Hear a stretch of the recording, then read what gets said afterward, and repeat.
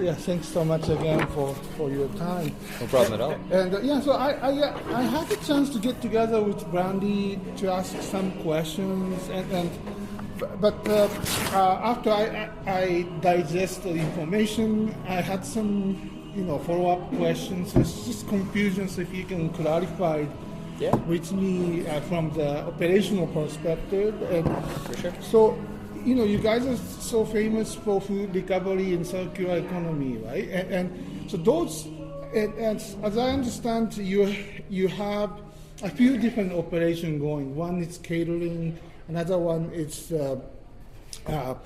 non-profit food service to the 3 specific homes, right?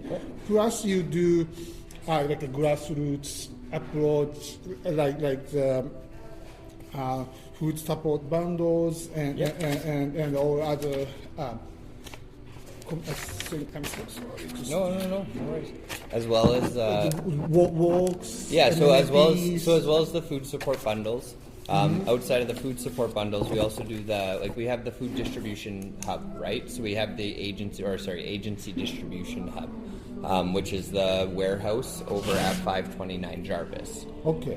So out of that agency distribution hub, we have the food security side, and then we also have all the Costco return side, right? So as we recover our food from Costco 7 days a week from the Regent location and the Headingley location, we're also taking back any of their returns. So when a customer goes back to Costco, they don't want something, they don't like something, they didn't need it, it gets marked as such underneath the donation. For Costco, they get to put that, in through on insurance claims, and instead of them throwing out the material itself, we pick those donations up. So we pick those returns up. So it can be anything from iron, steam irons for at home we pick up about 4 beds a week. So outside of beds and steam irons, we get all the pots and pans and stuff that are returned. We get returns of air fryers, any of those types of small electronics and small appliances, as well as clothing donations, non-perishable return donations, and all of that. So through that, we work with different agencies here in Winnipeg, Community 204, as well as a few other ones there, where we're able to, when they're doing move jobs for families, so whether they're at-risk families or they're moving into new locations, moving into housing, moving out of the shelter system, they have a list on their website where you can, we need these items to fill in our house. Community 204 comes by our warehouse and they're able to grab those items.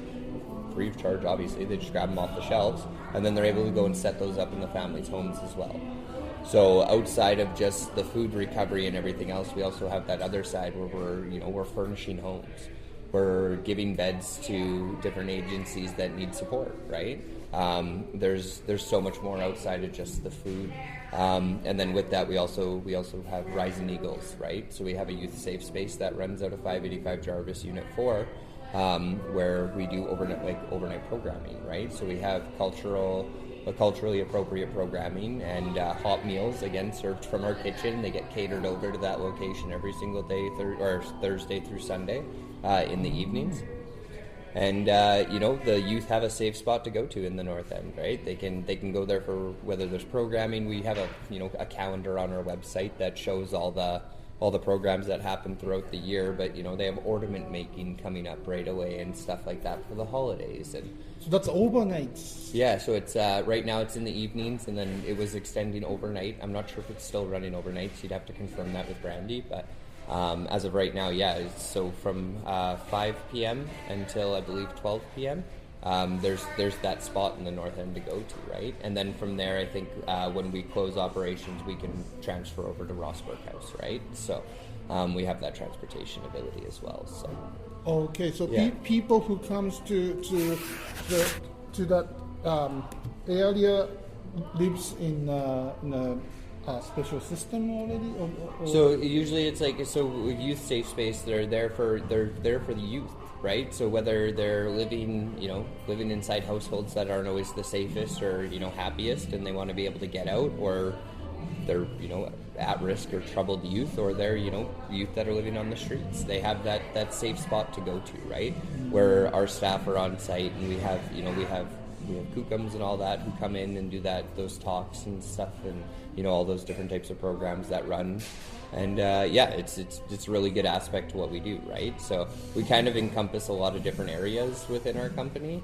But yeah, the main focus for us has always been food, right? So, like you were saying, so there's a few different divisions for CHU, or Community Helpers Unite, right? So we have our social services, nonprofit food service contracts, right? So Nandinawamak Warming Shelter, Kikanan Center for Elders, and Ikwe-Widjawin, which is a center for domestic violence, right? So that for families and moms fleeing domestic violence situations. So we have staff on site feeding residents at Ikwe and Kikanan. And then for Nandinawamak's food service contract, we cater it. So we cook everything in our production kitchen behind you, and everything gets sent out 3 times a day, 365 days a year. We're here Christmas Day. We'll be here, on Christmas Day preparing a big Christmas feast for them. We'll do the turkey and the meatballs and the pierogies and the mashed potatoes and the mixed veg, the buns, everything, right? We make sure that everybody is fed with that same kindness, dignity, and respect that, our families would be fed, or anybody should be fed with, right? We're all, in my very, very, conscientious opinion, we're all just humans. It doesn't matter where we come from or who we are. We all just deserve that same respect. And it all starts with food. You can't do much without food. You can't think, and get through your days if you're working on an empty stomach. You can't think about, getting clean or sober if you're not eating properly. You can't think about getting housing if you're not eating properly, right? You can't think about any of these aspects of, rebuilding or restarting if you don't have that ability to, number one, get those hot meals, and then number two, regain that food sovereignty, right? So many people are so dependent on processed foods and, ready to eat and all those other things, where it drives the cost up to an unsustainable amount for the individual. So reinstating food sovereignty is so important. Teaching people how to cook again, teaching people that base ingredients can be made into great things with a little bit of effort and a little bit of work, right? So that's where our focus is, right? We focus on that food security and that reinstating food sovereignty here. We're developing a full circle plan for there's a Your Way Home model here in Manitoba, right, where they're rehoming our unsheltered relatives. But for some reason, food isn't talked about, or that food sovereignty isn't talked about, right? So we can rehome as many people as we want, but if we're not, dropping them off hot meals and then talking to them, and then, starting to drop off meal kits and then teaching them how to cook, right? Bringing them in for cooking classes, and then starting to teach them how to budget, how to do grocery shopping properly, how to, how to build those carts so that they can get the best bang for their buck and stretch things from cooking from scratch, right? And, the aspect of time always comes in there for a lot of individuals, and that's fine. If people need to get back to work, that's where our secondary stage comes in, right? Where we can do that at-home meal service, right? That meal delivery service, where we can get it to the homes, we can get it to those individuals that are, trying to get back into the workforce instead, and may only have a couple days out of the week to cook. But that's fine. They should be able to get healthy meals, right? They shouldn't be relying on Hungry Man TV dinners and stuff like that, or chock full of sodium and preservatives, when we're creating a healthy option, right? So that's another thing that Community Helpers Unite does, is we do those those comfort meals that we freeze down, and we offer through our food support program. We offer just in general, where plans in the new year to launch them under our social enterprise catering as ready to eat healthy meals that people can just buy and stock their freezer with, right? Getting back to that regular food sovereignty, and we're able to do that at a sustainable cost because we recover so much usable food. So yeah, that's the one thing that I wanted to ask you. So the food you recovered, you using it not only for the the clients you are serving, a marginalized client, but also you utilizing for the catering and also other social contracts you work with. So what we get from Costco, I think, is probably a lot of people always think like, oh, food recovery, it's got to be bad, right? Or it's got to be not usable, or it's got to be it's already cooked and they got to turn it into something. I'll tell you this, that last week we took in 29 full pallets of produce from the Costco Headingley store, and each and every single pallet was fully fresh produce. There was nothing wrong with any of it. Just didn't meet the spec. Sat on the truck for too long for them. So Costco, because they're Costco and they have stringent policies, right? They have their delivery policies, they have their receiving policies, and then they have their 72-hour freshness guarantee. So Costco, with that 72-hour freshness guarantee, if anything stays on the trucks for an extra day, they reject the shipment. It's an insurance claim for the business, and from there, we're lucky lucky enough to be able to take that and recover it and then give it out to the community, right? So when we're doing that, we're getting in, last week we got a pallet of colored peppers, the tri-colored pepper mixes from Costco there. And there was each case that we went through, each case that we handed out, there wasn't one bad pepper in the bunch, which was phenomenal, right? It makes all the difference for us. So with those items, we're able to process them, right? We're able to process them and cook them into items. We're able to vacuum seal and freeze in our kitchen.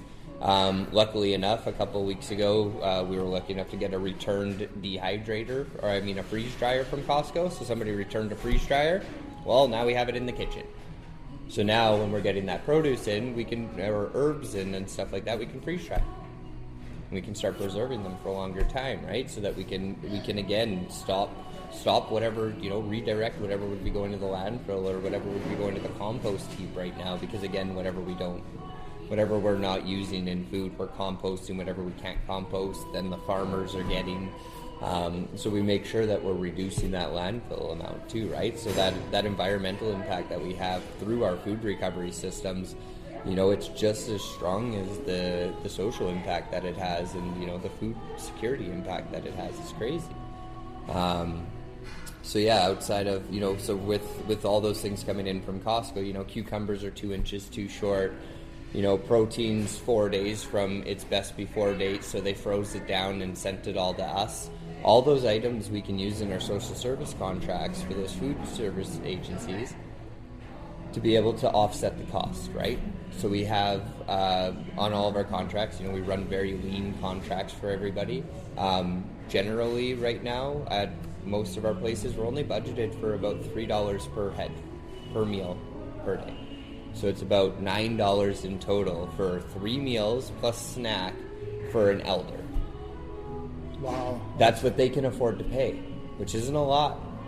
So we make sure that those elders are fed with kindness, dignity, and respect, and we shift things from budget to budget as we need to, but mainly what we do is we recover that food and inject the fresh produce, right? Making sure that there's fresh berries always available, making sure that those fresh veggies are always available, and it offsets our costs just enough to be able to order our proteins in. So that everything's within, if we're having recalls or if anything does crop up for any of, the health and safety side of things, that's all backed up, right? We're never using past date products on any of our social enterprise catering or contracts like that. We'll do freeze downs on stuff before it hits best before dates and stuff like that. And then of course underneath the Manitoba Food Donation Act, we have that nice matrix of what can be used how long past those best before dates, right? So we'll utilize that for social service agencies, hamper building, for those food support programs, and as well in the community walk meals, right? So, you get a couple, you get a case of tomato paste or something that's, just past its best before date. It's canned. We all know it's good for a couple of years past that, but we're going to open it up, check it, and then we're able to take that because, again, it's donated. We're not going to use it in any of our contracts. So now we're able to, take that and stretch it into a tomato sauce or something, get in a donation of pasta, and be able to do, pasta and sauce in those nice 2-pound foil pan walk containers that we send out on community walks every day. So you separate certain food recovery items. Yeah. You separate for the purely donation items. Exactly. To social and like social contract and catering, like the profit side. You use the different items or the yeah, exactly. So I still purchase. You know what I mean? I'm still working with wholesalers. I'm still working with the distributors all the time. Because again, for our contracts for social enterprise catering, we're mainly purchasing everything, right? Yes. So, maybe one day people won't be so adverse to the idea of upcycled food being offered on a catering. You know what I mean? I don't think we're there yet. I don't think people are ready for that yet. So when it comes to the catering and the contracts, we make sure that it's it's bought food, bought and paid for, and it's paid for by those contracts, right? So, but when you mention contract, is that including the non-profit 3 homes you serve, or that's outside of the? So so the nonprofit 3 homes we serve as well. It's all bought food. But it's a $3 per head. Yeah, right? so it's tough. So that's where stuff like the fresh produce and stuff like that from Costco. So for those ones, you sneak in when you get like a very nice. Yeah, exactly. When we get that usable produce, that's before its best before date. When Costco does, like last week when we got all those pallets in, then we're able to. It's before its best before date. It's donated from Costco wholesale. It was all temperature controlled all the way through. So those ones we can put at our other contracts, and they're just extras, right? That's where we can offer those fresh berries every day. If we didn't have those partnerships, we wouldn't be able to offer those types of things. They would be stuck with food services that aren't the best. You know what I mean? They would have to deal with what they get. And that's, it's not something that Community Helpers Unite does. So we find ways to make it work, right? So with Equay and Kikanan, their food service contracts, with that $3 per head pretty much that we're getting for each person there 3 times a day, what we do is we share some of that contractual money, right? So everything flows into one pot and everything gets split, right? So we have that ability to, sometimes when we have special events over there, flex a little extra on the budget for them, as well as for Equay, as well as for Nadinoamac. And then outside of that, how we make it all work is the social enterprise catering, right? So all of our social enterprise catering, again, we're buying in our product for. Our chefs are, they're producing catering menus and, sending out catering meals, and, we're taking in invoices, doing all the other good stuff. But what that does is the profit or the retained earnings that we net from that catering helps us keep the contract sustainable, helps us pay for the extra employees. So unfortunately, because again, the contract can't afford to pay more, that means that Community Helpers Unite, to make sure that everybody's taken care of, that means we hustle more, right? We get out and we sell more catering. We sell bigger catering. We do contracts with different companies and different, caterings that currently right now we're working with Winnipeg Inner City Mission, right? We're doing their after school meal program for them, doing 30 people or 30 meals for the kids for after school, right? So we've been doing that for about 4 weeks now. We'll continue that into the new year as well. But what that does for us is it keeps all of our other contracts sustainable, because we are social enterprise catering, right? Our social enterprise catering is also what pays for the entire food security warehouse. So our whole food security hub is an unfunded program. The Costco returns coming in, and as well as the food recovery, all the serving of the agencies that we do out of the 529 Jarvis is an unfunded program. So to fund that program, again, the kitchen. So catering units pays salary of the staff? Everything. And oh, wow. The food contract, like the contracts that we have, pay for our base staff that we need to have in the building for opening the doors, everything else, and the executive management staff. And then outside of that, it pays for the food that we bring in. For everything else to work, the social enterprise catering covers everybody's wages. So the more catering we get, the better everybody gets served. So catering is your lifeline then? Yes. Yeah. Our social enterprise catering is the lifeline. We're not funded. We're not provincially funded, we're not federally funded, and we do very little, we're starting to do more grant writing now, but we do very little grant writing as well. So, it all comes from the hustle that, me and Brandy know, right? Brandy as a self caterer, and then me working, throughout the years for all the different restaurants and all the different nonprofits and stuff, just knowing that, hustle and grind for profit for somebody, and then I got to find something like this where it's hustle and grind for profit for community. You know what I mean? It's way cooler. So, but yeah, that's what keeps us sustainable. It's that social enterprise catering that makes all the difference for us. So, when we have weeks like this week, when we have weeks like next week where we're doing, 10 to 15 caterings throughout the week, all turkey dinners, big Christmas dinners and stuff like that. It gives us the chance to, have all of our staff in, make sure everybody gets their hours over the holiday seasons and stuff like that, right? And then as January comes and as contracts start to wind down and social enterprise catering starts to wind down a little bit for the usual January lull that we all get, that'll affect people's hours and stuff too, right? So it all fluctuates with that social enterprise catering. And then outside of that core staff to run the contracts. So we run a team of 3 over at Kikanan Center for Elders, and we run a team of 2 over at Equay-Wijuwin. So it's just 5 people that make those contracts work for me, and then I'm their oversight as well as I jump in and help them whenever needed. And then our production kitchen, which runs with our production chef, Chef Kat, and then as well as about 10 employees is all it takes to handle the contracts and the recovery and the upcycling of food. Outside of that, we work with our partners when we have excess donations, right? So when, like last week, when we're getting in all these pallets and pallets and pallets of donations, we're the partner that's, dropping off. We dropped off 3 pallets to Salvation Army Center of Hope. So one of the biggest charities, in the city, Siloam, we dropped off to them, right? We shared those pallets of food because why wouldn't we, right? And they need food. So Chalmers Neighborhood Renewal Corp across the bridge over in East Kildonan there in Elmwood, they took over the 3 days that we got all the product, they took I think 5 or 6 pallets worth of mixed produce and goods, and they sorted and organized, put it all out onto tables, and opened their doors to the community of Elmwood and East Kildonan and handed out 6 pallets worth of food. So those food, you guys name it as a food support bundle program, or I'm just trying to. It's tough, man. It's tough to understand the web of what we do, right? Right, yeah. So essentially, we have our, like, for our food services, they are what they are. For our recovery, so when we take in food from, say, Costco or anywhere, it goes to 2 places. Costco donations, they show up at our kitchen first. That's the only donations we touch. So we'll take the fresh produce off of the Costco donations, onions, potatoes, carrots, celery, peppers, leaf lettuce or greens, anything like that.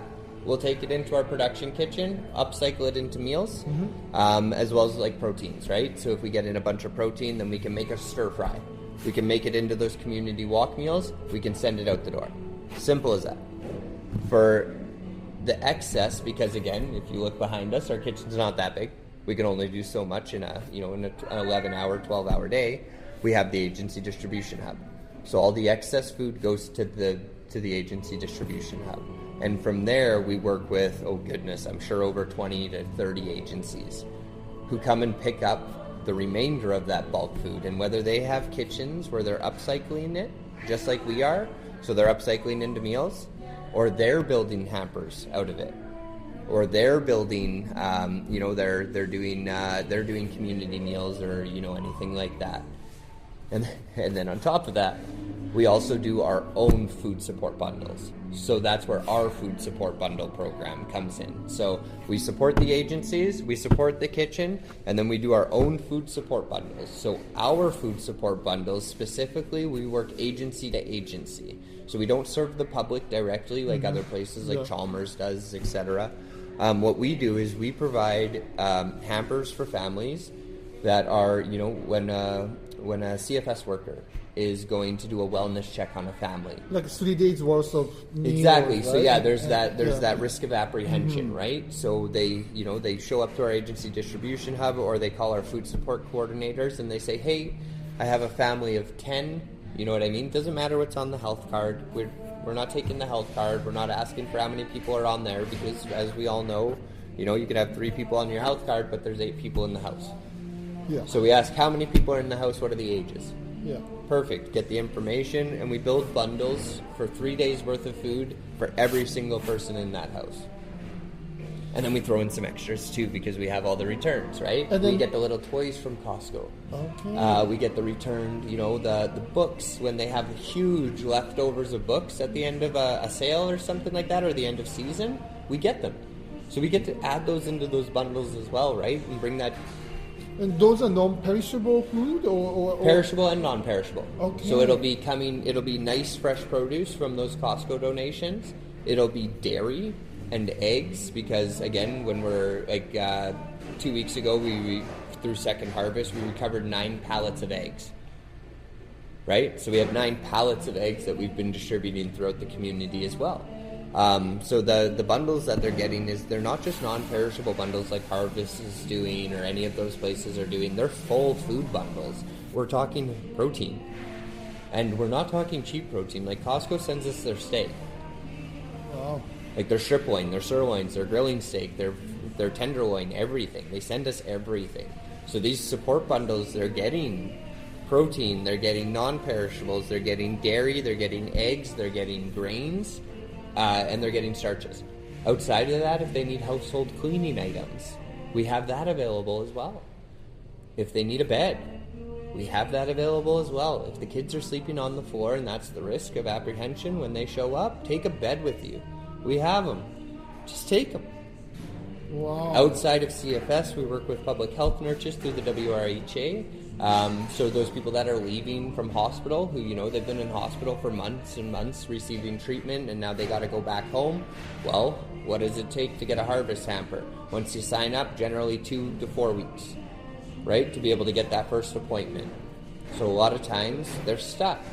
So we fill that gap, right? Public health nurses will reach out to us. And they'll say, hey, we have a client who's leaving. Can we pick up a food support bundle? They have 2 weeks to last until Harvest. We say, yeah, no problem. See us this week. See us next week. They come by. We build those bundles. We provide. And then we're starting to assist with some rehoming bundles as well. We support Community 204 with their rehoming program that they do. The only thing we don't do is serve the public directly. So we also support Elizabeth Fry, Indigenous Family Center, and the last one's escaping me right now, but it's another social service agency on Selkirk there. But those 3 we support Monday, Tuesday, Wednesday, and Thursday because they were the ones they help us distribute what the Bear Clan used to distribute. So Bear Clan, when they used to have the food donation area over in the North End there, they were feeding upwards of 300 people a day, right? So now, once the Bear Clan shut down, they lost their funding, they shut down, they weren't able to do that food den anymore, so Community Helpers Unite picked it up. We paid the bills for the drivers, for the trucks to keep on the road. We absorbed those contracts for the Costco and stuff like that from the Bear Clan. And then we kept pumping that food out to the North End, right? So we kept dropping off that food at IFC, so Indigenous Family Center, Elizabeth Fry Society, and we just kept flooding them with food so that they could keep just handing it out. Same thing that we've started to do at Chalmers Neighborhood Renewal Corp now, where we're just honestly flooding them with as much fresh produce and non-perishables as we can because they get it out to the community. And they're serving over 700 plus people a day. And they're doing a good job with it, right? We're finding that, we support Nichiwam here in Winnipeg with bulk food that they're upcycling and building their own hampers out of. Welcome Place here in Winnipeg where they're upcycling and building their own hampers out of. Not to mention all the other countless agencies and individuals that we're supporting, as well as Action Therapists. So Action Therapists is that third group of people that can come and do those food security hampers, because generally they're either supporting at-risk youth or they're supporting those that have aged out of CFS, right? Mm-hmm. So what'll happen is, kids will, hit that 16 to 18 mark and they've been in CFS care and they're like, hey, it's time to go, right? It's time to be out on your own now, and they don't know what to do. So, we have cooking classes that we put on for some of those agencies like Reach Youth Services. So we host cooking classes for them, so that we can teach the youth how to cook, right? And then outside of that, making sure that those action therapists or those workers that are working with those youth directly, they can come and pick up food security hampers as needed as well, right? Because again, God bless them, don't get me wrong, Harvest is doing what they're doing, but again, their non-perishable hampers only go so far, right? And to that, the youth that are, whether they're aging out of CFS or they're coming out of incarceration or any of those types of things, they don't know how to cook. So getting those base pantry ingredients and stuff like that, they need to be taught, right? And so our action therapists are able to bring ready-to-eat meals, whether they're produced out of our kitchen from the upcycling program or picked up from Olive Garden here in Winnipeg, because we work with Olive Garden as well. But any of those ready-to-eat meals, so that they can throw them in their freezer so they have something to heat up, right? So that they can just heat something up that's good and nutritious, that's going to fill them up, so that they can attend one of those cooking classes in the evening, so that they can learn how to cook what they get in their hamper, right? So that they can learn how to go do that grocery shopping and stretch their budget that they get, right? It's so full circle here, and we do so many different things, and there's only, about 5 of us on the executive management team doing them.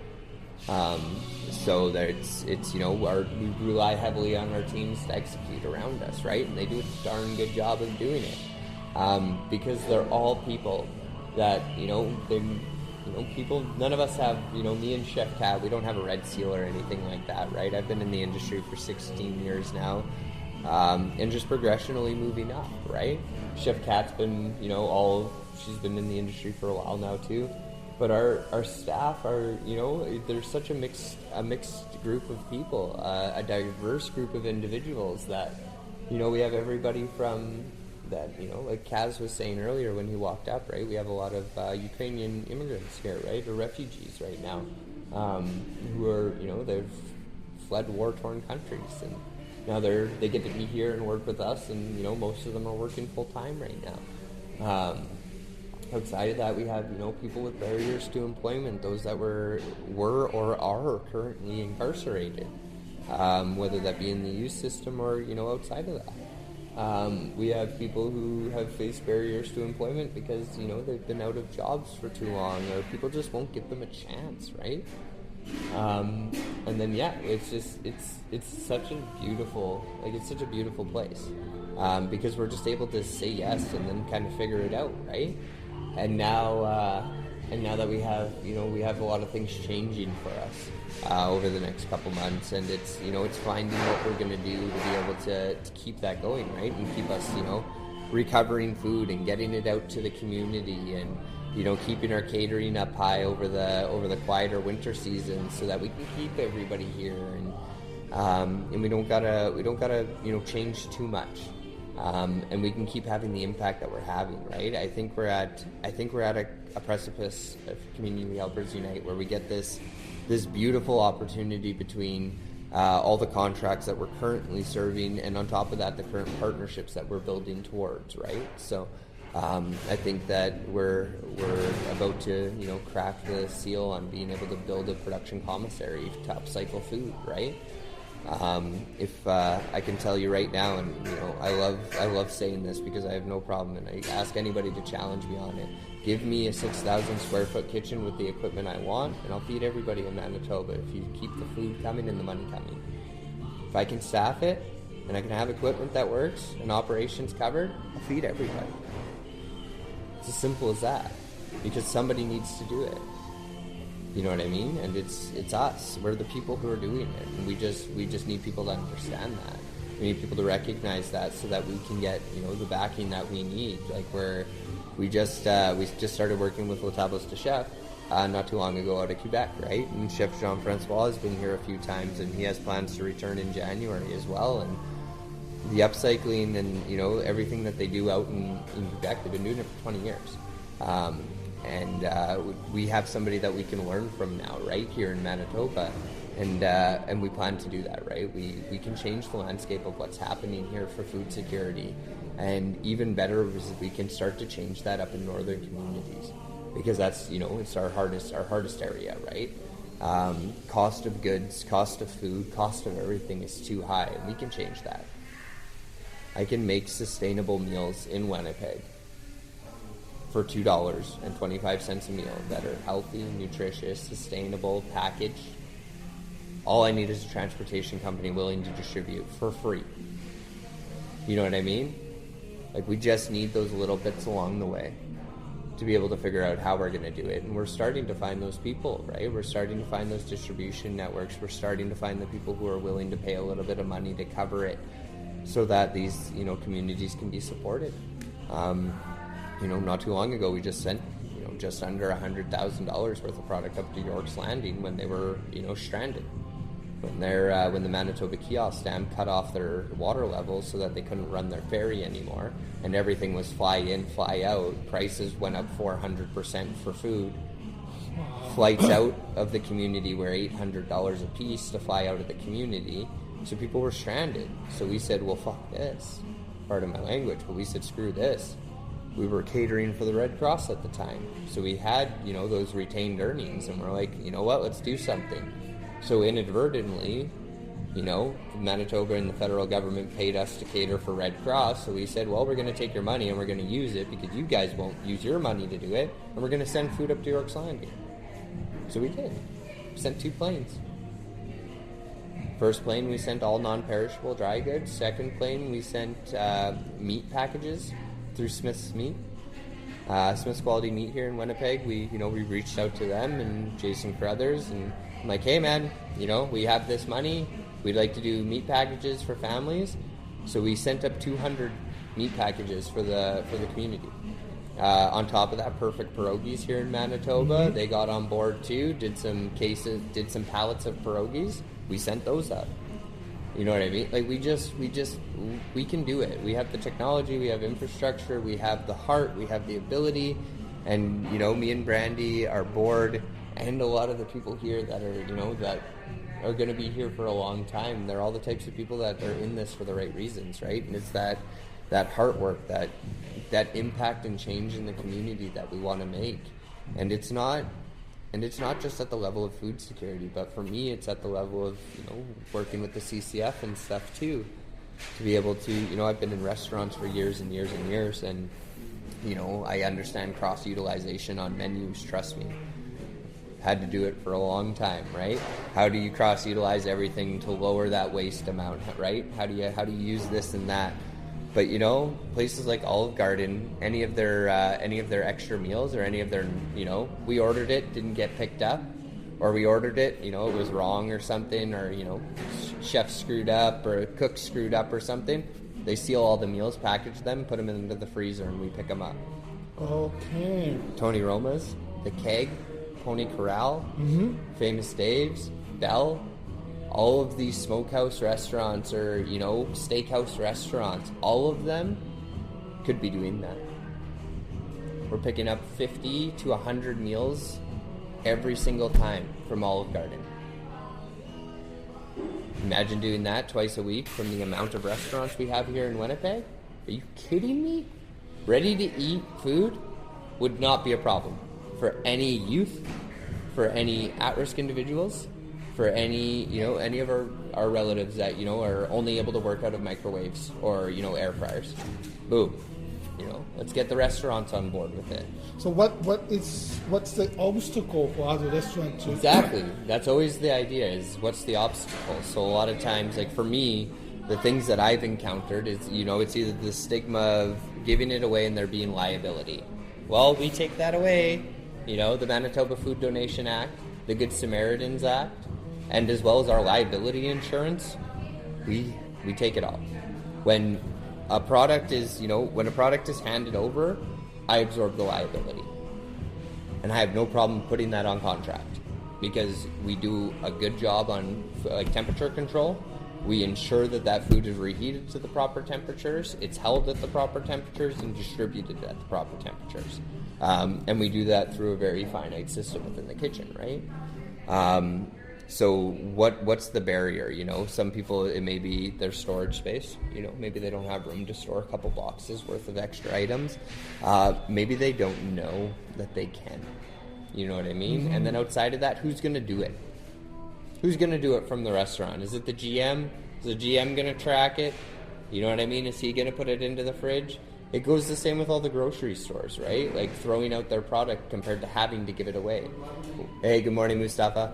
When we look at other countries, right? When we look in Finland, when we look in Switzerland and stuff like that, we see that legislation where these grocery stores can't throw it away. They have to give it to community.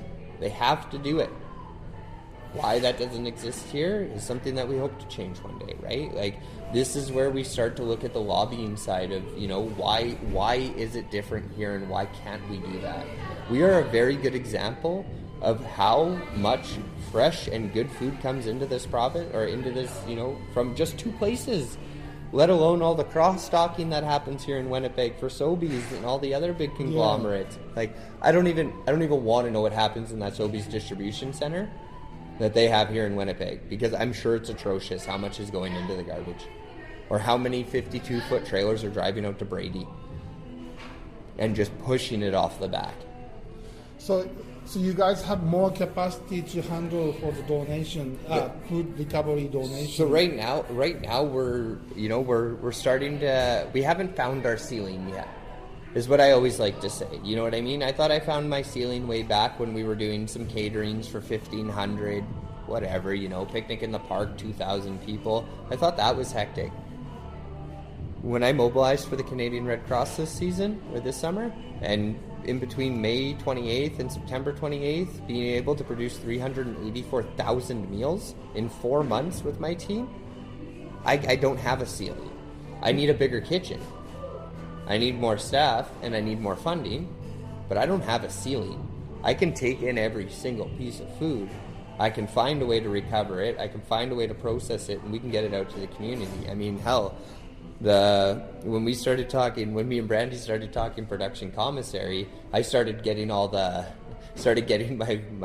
equipment guys to start pulling like manufacturing pieces. Started getting them to start quoting me on manufacturing like equipment, right? Like, I want 100-gallon drums that can rinse and wash potatoes that are coming in 2,000-pound bags, right? Rinse, wash, bag, one system in the corner, send it. Another, like a system behind that, which is cutting and processing, right? Marcon Fresh Start does it out in BC, where they cut and produce all of this, nice fresh cut RTE veg through Marcon for all the chefs to use, and those nice peeled potatoes and everything. Why aren't we doing that with recovered food? Why aren't we stopping the fact that, 10,000 pounds of potatoes would rather be thrown into the garbage than brought to an upcycling kitchen, processed, and fucking given away? Like, it just doesn't make sense to me. There's got to be something along. And again, I get into this with a lot of people where I'm just like, I just don't understand it, right? Because there's so much food available, and just nobody want to do it. Does nobody want to pay for it? Does nobody want to fund it? Like, I'm pretty confident that with $30 million, like, we wouldn't have a problem. We could keep operations going for 10 years. We could build a 20,000 square foot producing like a production, and I wouldn't even say like a production place. You know what I mean? And that's all the way from bringing in and cleaning and washing and packaging produce for agencies, for food hamper programs, for all of those types of things, to actually cutting them and prepping them into meals, right? Like, let's get, what's rationale? Can't, throw a couple ovens? Throw 3 ovens, 3 10-deck ovens and 2 Iverio XLs. We know what that can do. That can do 10,000 meals a day. Why aren't we doing it? I'll run it. Who's going to pay for it? You know what I mean? So that's what we're doing. We're lobbying, we're finding funding, we're social enterprise catering. We're doing everything that we can to build that retained earnings so that we can do that. Maybe we can change that, and we'll figure it out, because we always do, right? That's how we work, right? We say yes and we figure it out, and we say no to food insecurity here. We say yes to feeding people properly, and we want to be able to do that, right? And it's gonna come from more people understanding what we're doing. It's gonna come from the right people understanding that this is possible. Mm-hmm. You know what I mean? Those right people that maybe this year they don't want the tax receipt for the $100,000 they donated, because we're not a charity. You know what I mean? We can affect more change as a non-profit social enterprise. It's easier to go to my board of 3 right now and go and sit in the office where they're actually at my office, where they're on the ground. You know what I mean? My executive director is with me in the kitchen when I need her. She's on the ground with me. We're going to meetings together. It's not somebody I'm FaceTiming with or Skyping with, or a board that I'm trying to connect with once a month. It's hard. It's people that are doing the work. Sorry, Kat, go ahead. No worries. Oh, okay, sounds good. You can bring it into the kitchen and stuff, yeah. So that's where I'm at. That's where I'm at with everything, right? And it's where I urge Brandy, and I've told her 100 times that, and that's kind of what I think is the idea now, right? We have our social services contracts, we have those food contracts, and we're going to serve them. We're going to keep doing that until they tell us to stop. We have our upcycling that we're never going to stop. That's where it is. That's how we get to send. Pretty sure Chef has 180 meals in her warmer right now, rethermed and ready to leave. And those ones goes to the agencies, or those ones go out to so either community walk groups. Mm-hmm. So we serve over 7. What is it? I think right now 1, 2, 3, 4, 5. I think we're up to about 12 walks, as I call it, and then they're walking. Some of them do 3 times a week. Some of them are doing 2 times a week. Some of them are doing 4 times a week. Some of them are doing 1 time a week. But those meals they're getting rethermed and picked up at our kitchen, and then people bring them into vehicles, load them into wagons, and just go and drive. They'll go out onto Main Street and hand out meals. So right now, they would just be finishing today, but on Tuesdays and Thursdays, there's a walk that leaves at 605 Main Street. Where they walk up Main Street up to Higgins, where the pedestrian corridor is there. They cross over into what's called Hope Alley, hand out food, and then come back up the other side. They end over at the lawyer's office, take a big picture, everybody goes back in. It's an hour long. We usually see about 1,000 people. We hand out as many meals as we humanly can. We hand out personal care items, feminine hygiene products, gloves, mitts, toques, clothing, whatever we have, right? So that's one of the walks that we're the most closely connected with, because me and Brandy go and walk with them. And then outside of that, we support Morgan's Warriors, we support West End Broadway Walk. We have a few independents, just beautiful, kind humans that just come to the kitchen and pick up food to go hand out. We have a few of those ones that come. Whistling Winds does a walk through us. Community 204 does a walk with us. Main Street does their walks with us. Josh Nepanak runs a walk on the Saturdays for us. The name is escaping me. I have a calendar of all this. I do. I have a list of all of them, a calendar of all of it. I have all that information. Plus the community feast, right? That's a different thing? Yeah, I would love. We haven't hosted a community feast in a bit because of the inability to use the Thunderbird House right now due to the occupation over there and due to the renovations now. But once we're able to, that's one of our favorite things to do. Our community feast, or anytime and every time we're asked to do a collaboration for a community feast, those are my fun times, because those are where I get to upcycle huge meals, and I get to make I get to make soup or stew or a full course meal for 700 plus people. So just to simplify for the public to digest. Yeah. All the is it safe to say all the upcycled food comes to your kitchen, goes out mostly through community walks and any other grassroots mission to help marginalized people? Exactly. Yeah. 100%, yeah, and then whatever we can upcycle, we bring to other recovery kitchens that can upcycle. So we're like I said, if the landscape was different, if the kitchen was bigger, if it was a production facility, I would have no problem producing over 20,000 meals a day. I've already projected, like with the right production commissary, I could probably hit around 30,000 to 50,000 a day with ease.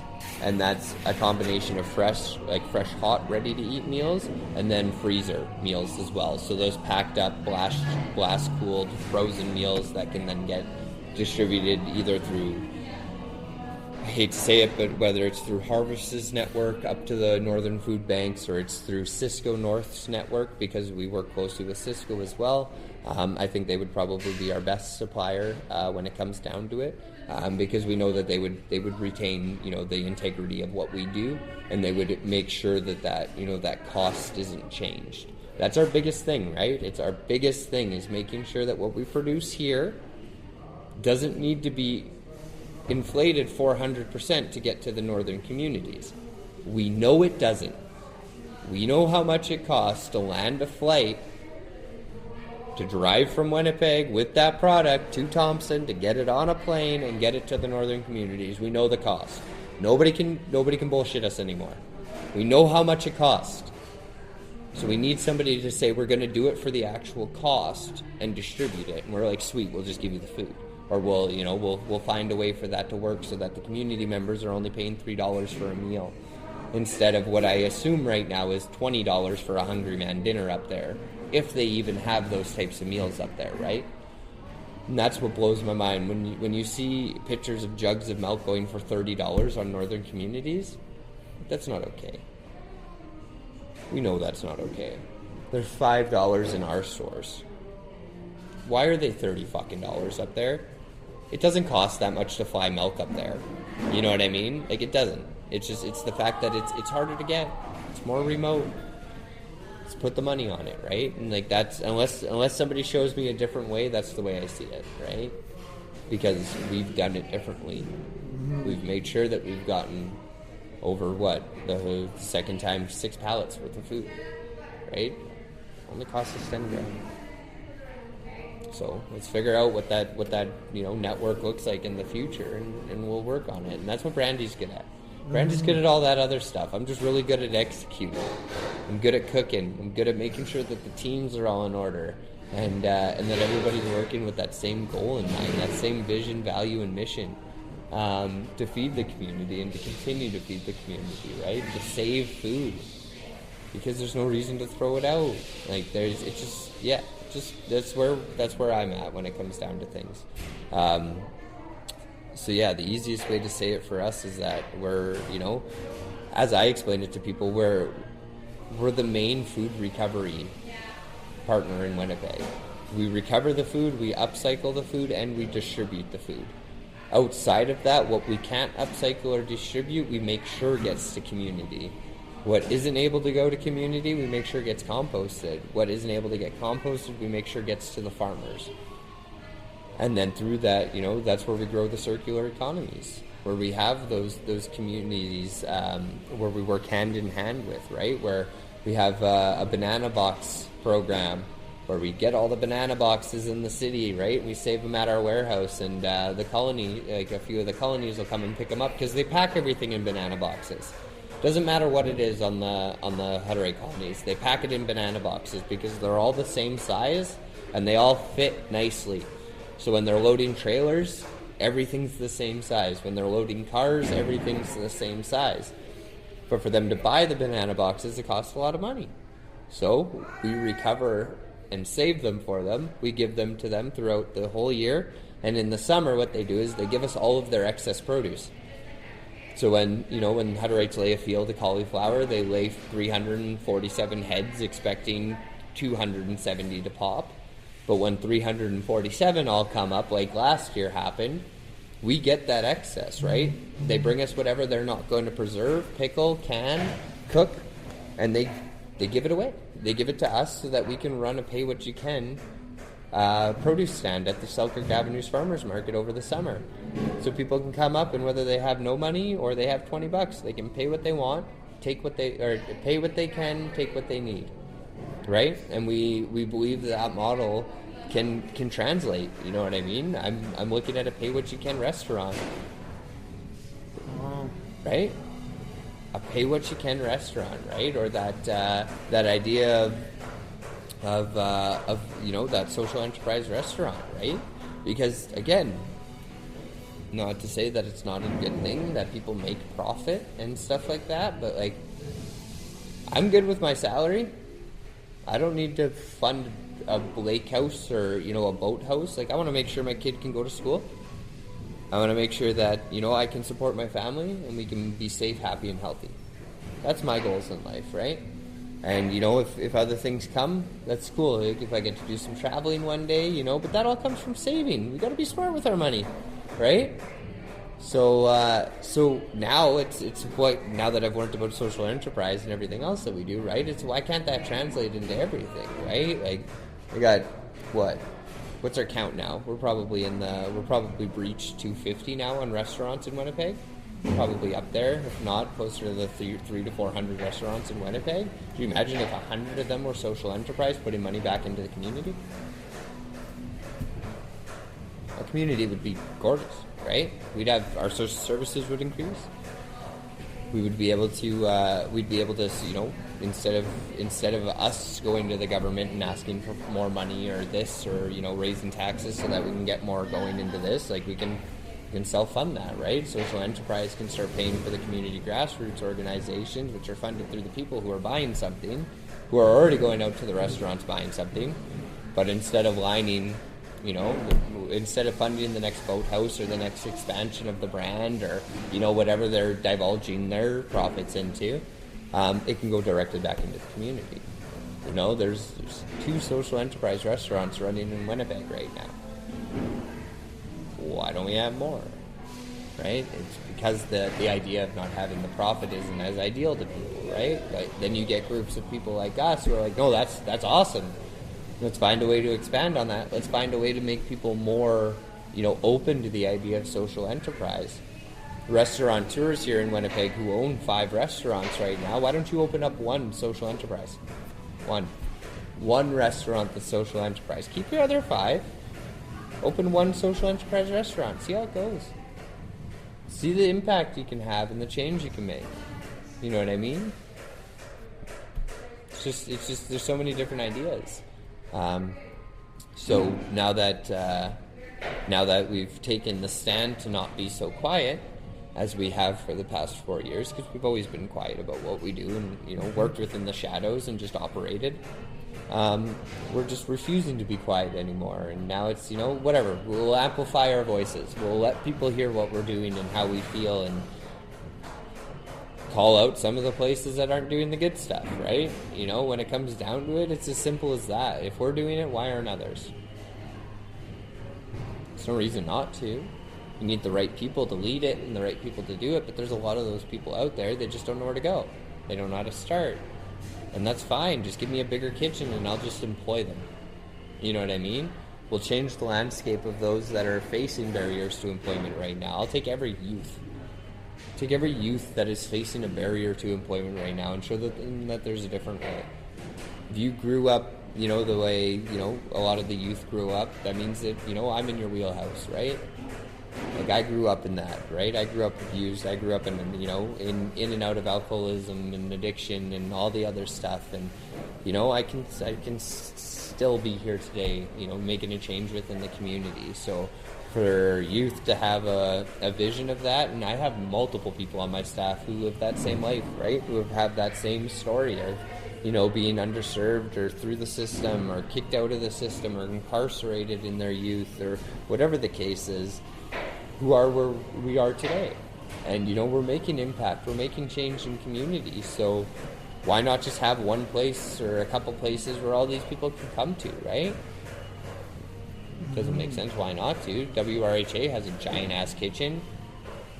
Winnipeg Housing RDF Food Services has a giant-ass kitchen. You think they'll employ anybody with a barrier to employment? No. They won't employ youth who are at risk of gang violence. You know what I mean? They're not employing under-marginalized like individuals. They're not offering jobs to those that are standing on the street that say willing to work. Fuck, that's my favorite sign. Best thing I get to do is hand a business card to somebody. And I get to say, as long as you're sober, we can work with you. Even if you're not sober, we can work with you. Let's get you into some programming. Let's see what we can do for day programming. Will you come work some evenings for us? People are willing to work. People want to work. They want to get out of the system, but they're stuck. So let's try and find a different way to get them out of it, right? I don't know. I could ramble about what we do all day because it's so amazing. And I'm like Brandy always catches me in these moments too, and she's like, you gotta just either focus on what you're trying to tell people or stop, because you're gonna just keep telling them stuff. And I'm like, that's just the way I am, it's there's so much that can be done. And I've known Brandy for just over 3 or 4 years now, and I met Brandy when I was opening up the Bruce Oak Recovery Center.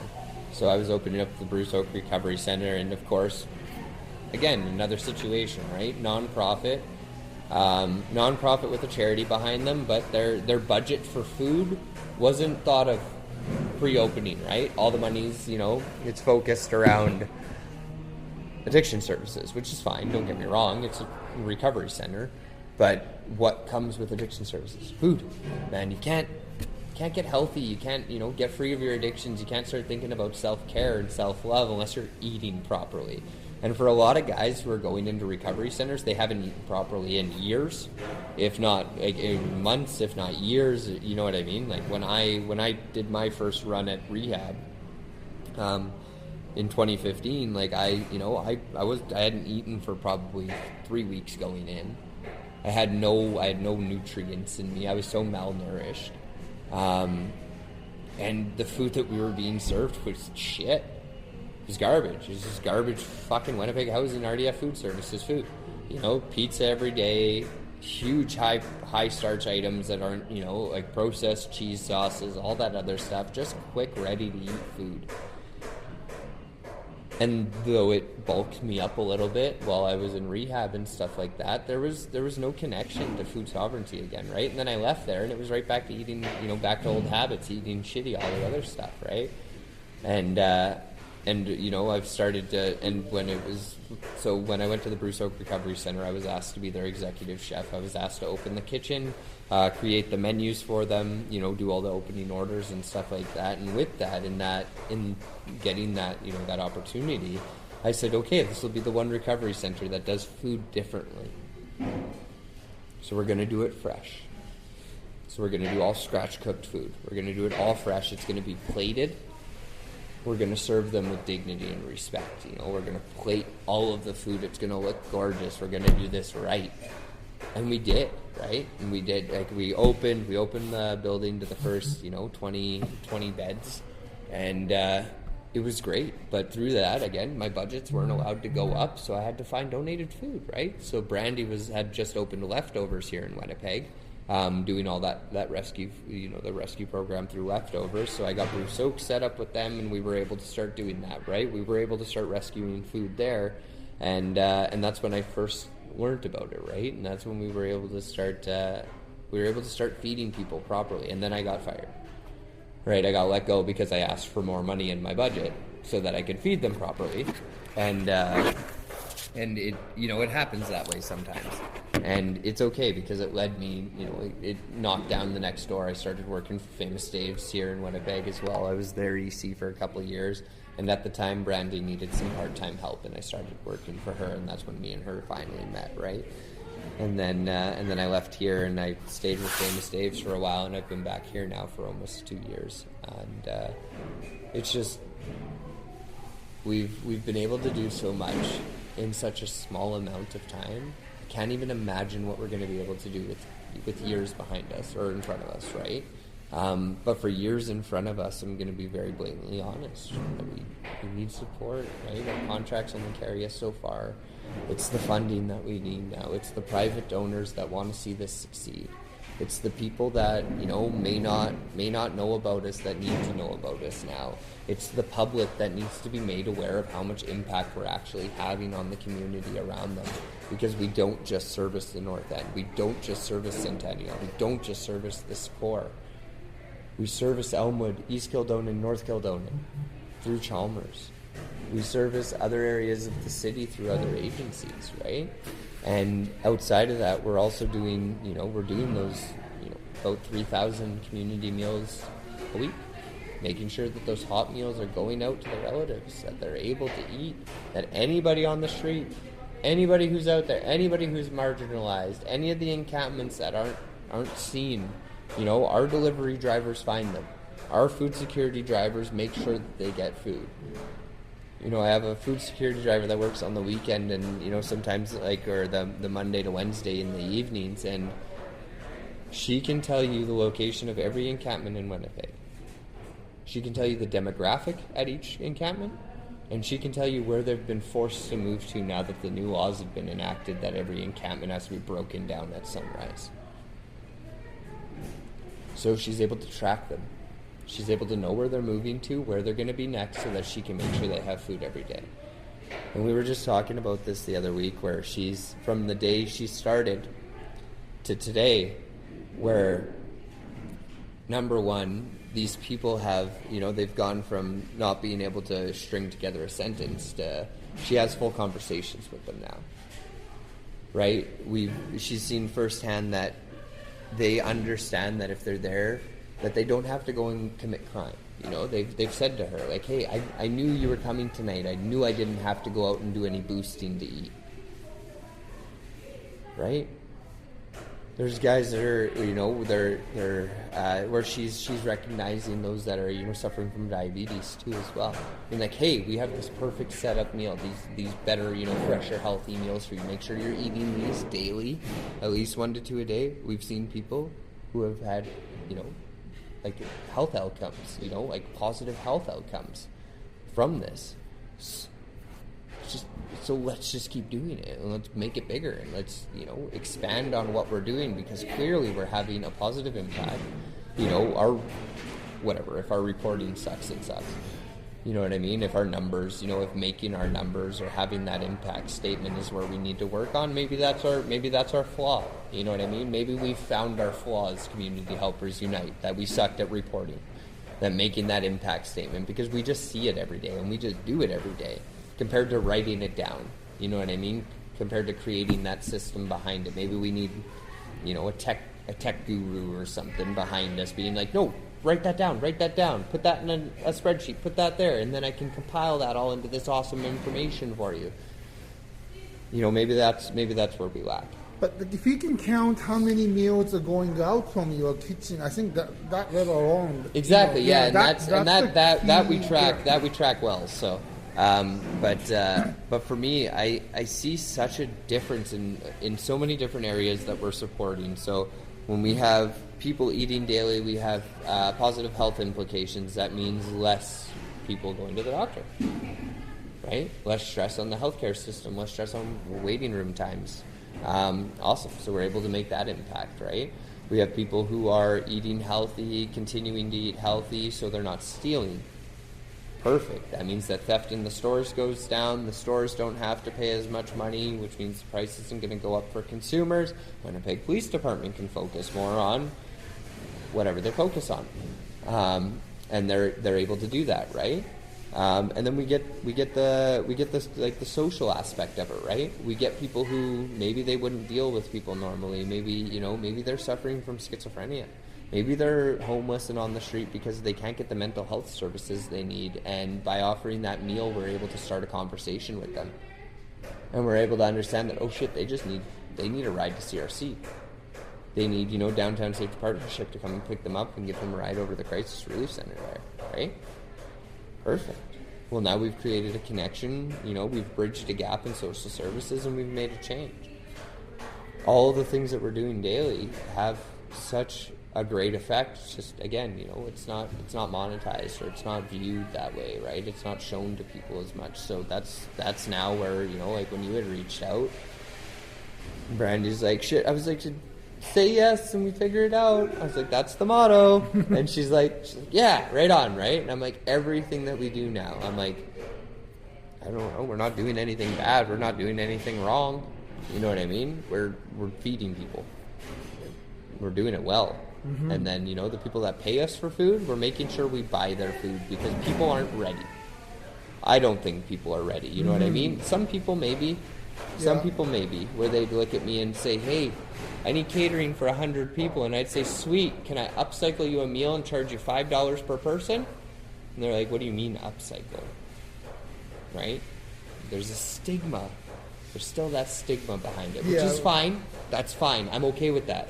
So I buy food, I cost menus, and I sell food social enterprise style like any other restaurant or caterer in this city would, right? Mm-hmm. King Cole, Wow Hospitality, any of those guys. They have full catering divisions. They're buying in their product, marking up their menus, and selling it. I do the same thing. The difference between me and Wow, or me and any of the other guys, is that money that I make, the retained earnings that I make off of it, pays for my staff here. Outside of that, it pays for that food security hub that operates at 529 Jarvis. Now I pick up more contracts so that I can pay for other things, right?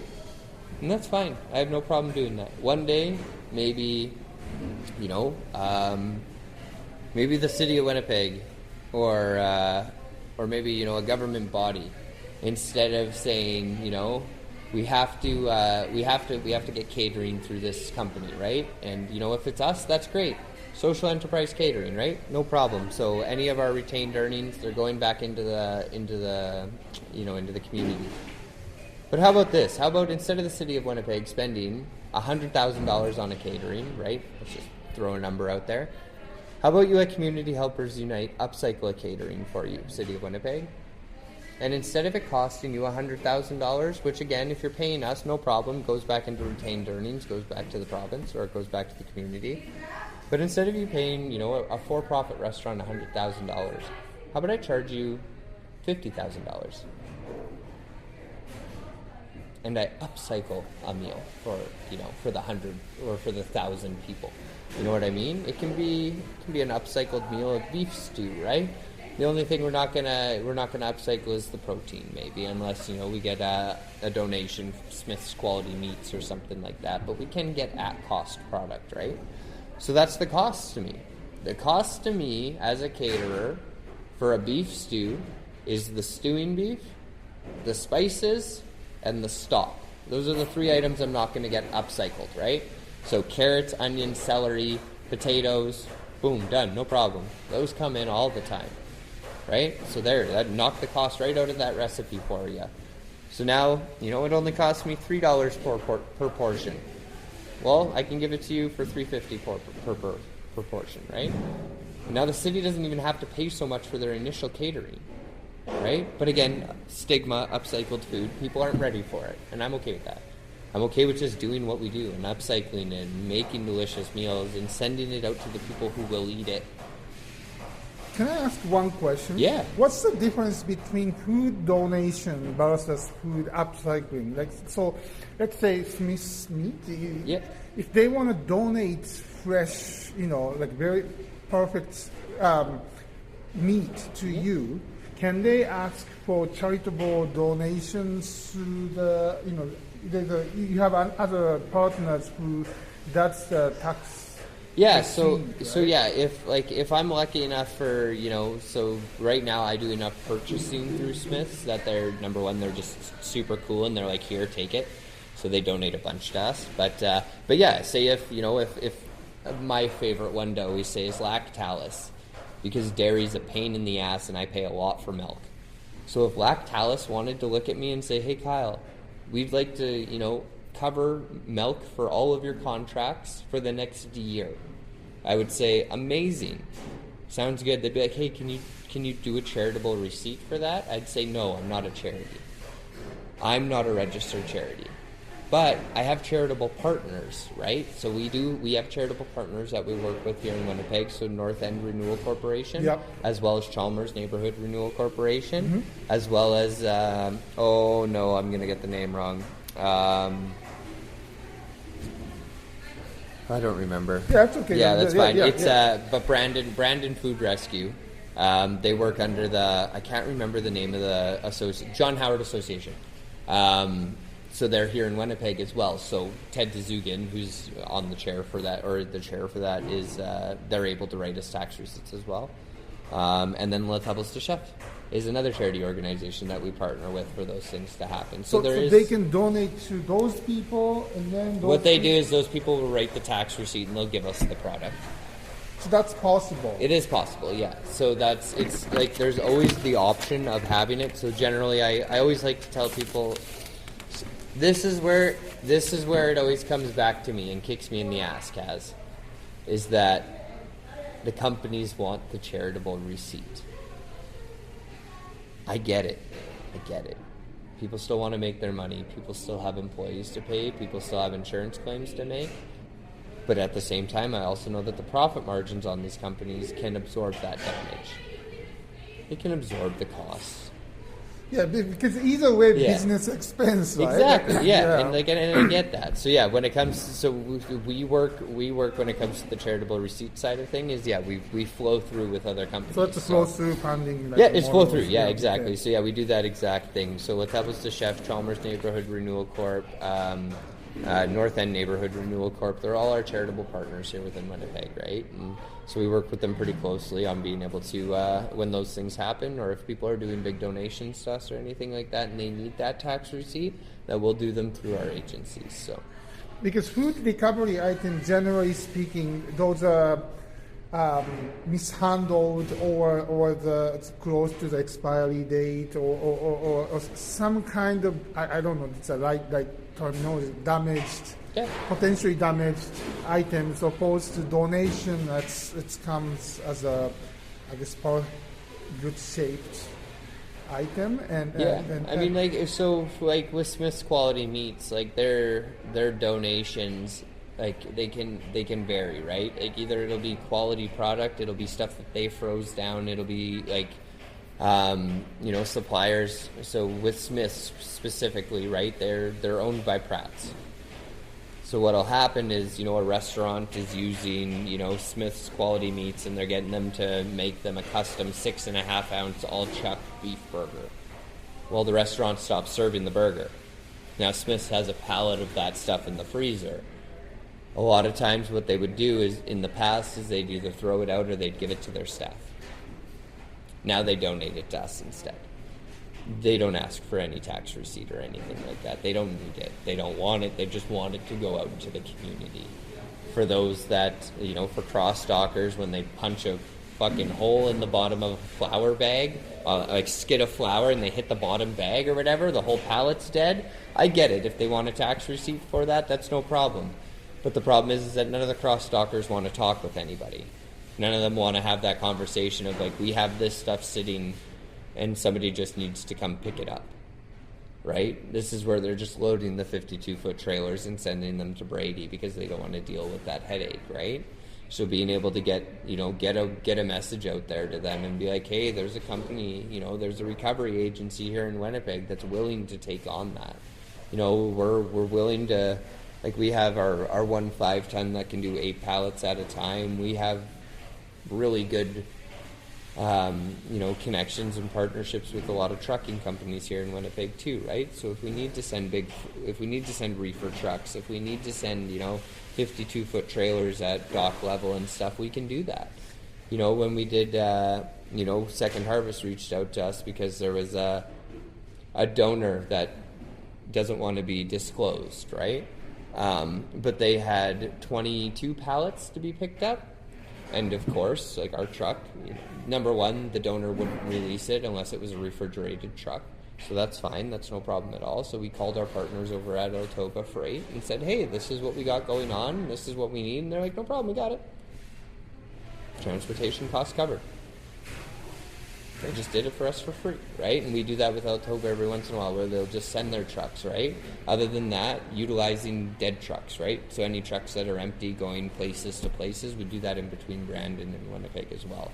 Or if they have a dead end truck going that way, then we'll fill it with product. Make sure that it gets out to the John Howard Society out in Brandon, right? And then they'll do the same back here for us.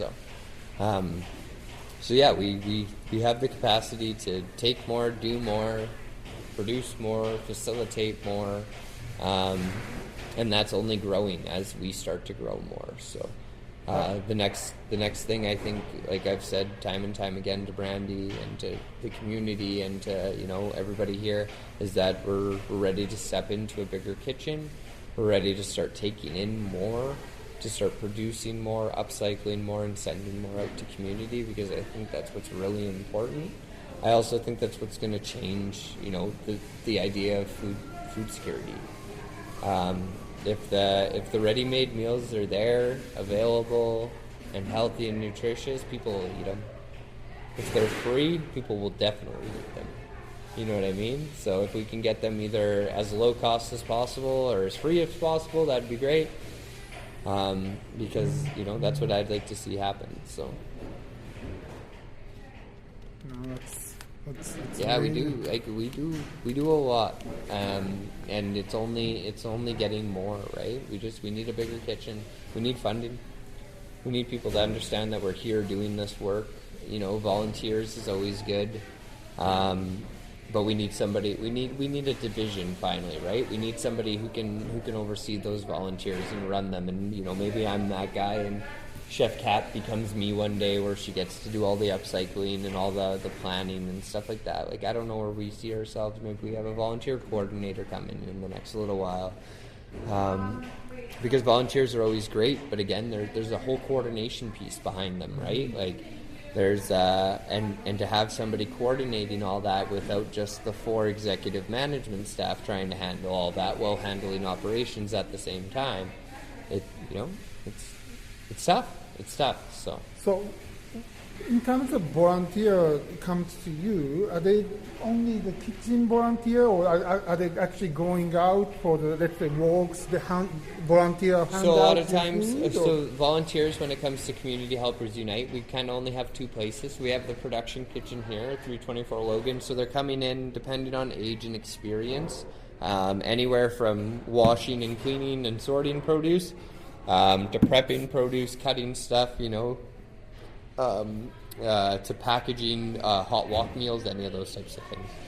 And then we have at the 529 Food Security Warehouse, that's where our other sets of volunteers will go as well. So they'll help Marcy with packing hampers, sorting, organized, washing produce, you know, moving stuff around, whatever's needed kind of warehousing wise, and then building those food support hampers and bundles. So I believe this Friday we have a build coming up for hampers where we're doing 40 or 50 hampers this Friday, where the Food Security Warehouse will be, you know, bustling with tons of volunteers from Yellow Quill College and tons of different action therapists buzzing around and helping to build all these, you know, food security and hampers for the Christmas season, right? So yeah, it's outside of that, some community events. We do community events where we sometimes have volunteers help for, you know, picnic in the park, serving out the 2,000 meals and stuff like that. When we do Orange Shirt Day at RBC Convention Center, we'll bring volunteers with us to serve stew, bannock, and crisp. So every year we just serve stew, bannock, and crisp. This past year we did 1,800 portions. Nobody paid us. We just did it. Retained earnings, right? So that's what Community Helpers Unite does. Like we make a difference within the community with those retained earnings. We don't sit on them. You know what I mean? We don't hold on to them for the next rainy day. We make a change. So now we're like, shit, we should have saved a couple bucks, I guess, to start our kitchen. But now we're getting there, right? We're starting to find that funding again, and we're still, of course, we still have like operations and stuff like that. We're still, you know, getting paid for our contracts and stuff, but we're ready to upgrade, right? Ready to step up and, you know, and make that big change for Winnipeg and Manitoba in general. And then, of course, in the end, our whole idea is to replicate the model and just bring it everywhere. I mean, if it's working here, it can work up in Thompson. Gets it even closer to the northern communities that need support. And then we just pop over to the next province. What up, Regina? Right? And the next. And then we work with cool partners like Agritech North, who are developing what they are calling their international supercluster. What is that? So they want to create a food sovereignty supercluster in each province, which is a Ben and Fabian and all of them, even Brandy, she can talk better to what it is. But from my understanding, again, Agritech North, they do vertical farming and, you know, growing that fresh produce and all that other good stuff in the greenhouses. Having manufacturing and growing operations in each province, paired with a Community Helpers Unite upcycling kitchen to create sustainable meal kits and, you know, ready to eat, pre-packaged, boil and bag type stews and soups and stuff to serve up to the northern communities for free. To just have on the communities, available to the communities at no charge. Funded by the government. I mean, we couldn't get closer to truth and reconciliation. Besides restoring food sovereignty to the northern communities that our people have cut off. You know what I mean? Or they've created systems within that that cost way too much money, right? Or where everybody's money has to go through the grocery store, right? And they get to put it on the little plastic Wii card that they get, and that's all they get to buy their food with. That's all they get to buy anything with, right? And all that food is controlled by one company, and they run all the stores across the entire north. I mean, like, they don't need any more money. People don't need more money. People need to be okay. People need to start being okay again. People need to start being with their families again. People need to start being able to be okay. And that doesn't come from corporations getting more money. It doesn't come from governments getting more money or people getting more money. It comes from everybody having an equal chance, right? And for me, the change I can make myself is food. Food's something I can do. You know what I mean? Government and big words and all the other good stuff that everybody else is doing, I'm behind them 100%. And I'll be the person that executes behind each and every one of them, because I'm not that person. I'm not at that level, right? Everybody has stuff they're good at. And, you know, I'm good at spreading messages. I'm good at making people feel emotional about what I'm talking about. I'm good at getting them to understand where my heart is, because a lot of people, you know, again, when it comes to words and when it comes to things happening, you know, we can all talk a big game, and we can all, you know, a lot of places will say, like, we want to make all this change, you know, donate us the money. I just want to show people that we're making that change before they even think of, you know, getting on board, right? Like, let me show you. Let me come live a day with me in my life here, right? Come, let me show you what we do. Let me show you how we're doing it and how much heart and soul goes into this. And understand that nobody's going to stop us. You know what I mean? Even, you know, if for whatever reason, you know, we find ourselves having to shift from, you know, kitchens because contracts, right? You know, contracts are what sustain us outside of our social enterprise catering. So what happens if a contract disappears? What happens if a major contract disappears? That means all we have is social enterprise catering. So I need more catering clients then, which is fine. But then, you know, where do I find that next contract that keeps us sustainable? And, you know, if the worst happens and, you know, one of those contracts ends, what happens to the food recovery? Right? The food recovery is funded based off of the contracts, having people in the building already to produce meals for those contracts, and then the catering. So what happens if one of the big contracts ends? Then the catering has to increase and the food recovery, unfortunately, you know, gets diverted or it starts to go down, and we don't want to see that happen. So we just need people to understand. We need people to get involved now and be like, hey, well, we don't want this to end. You know what I mean? We don't want this to end. So that's where we're busting ass right now, is, you know, we're writing for operational grants so that we can cover the operational funding, right?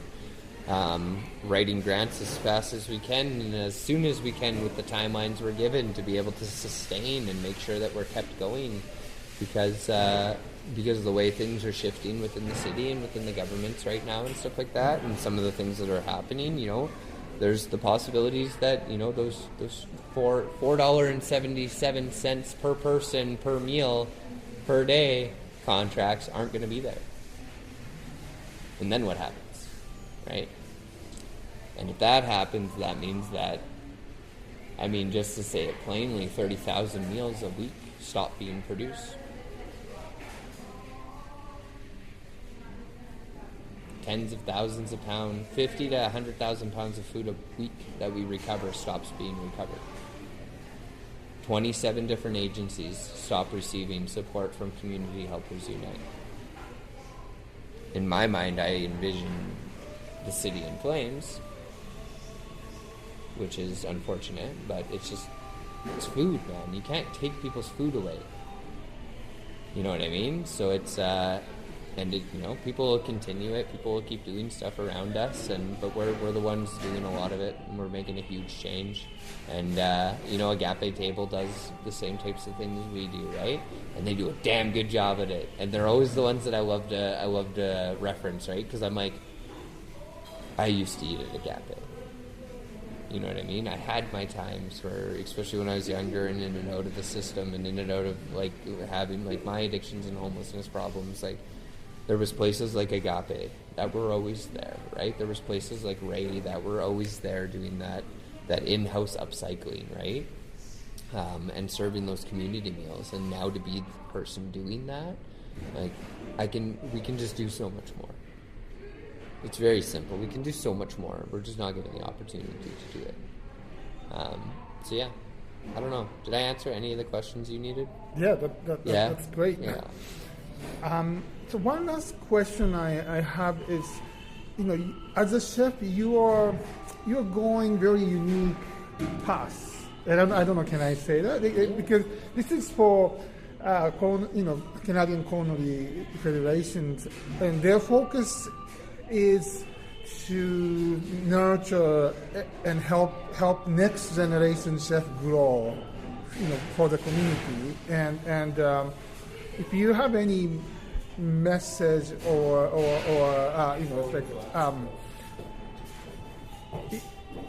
just if you can give me the example of